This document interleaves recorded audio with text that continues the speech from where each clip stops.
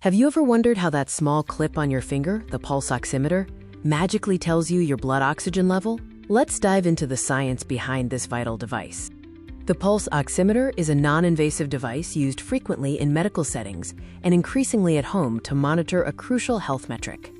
A pulse oximeter measures SpO2, which stands for peripheral capillary oxygen saturation. Essentially, it tells you the percentage of oxygen-carrying hemoglobin in your blood.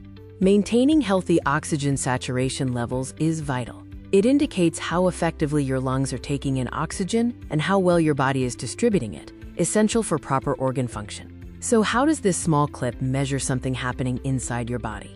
It relies on a fascinating combination of physics and biology. The core principle is spectrophotometry, the measurement of light absorption. Different substances absorb light at different wavelengths. The oximeter emits two types of light through your finger: red light and infrared light. These specific wavelengths are key to the measurement.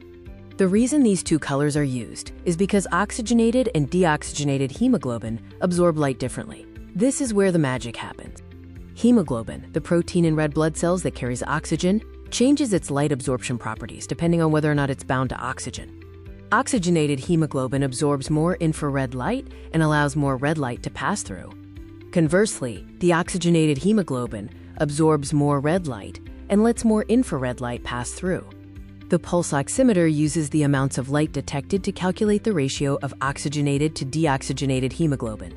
By measuring how much of each type of light passes through the finger, the device determines the percentage of hemoglobin carrying oxygen, giving you the SpO2 reading.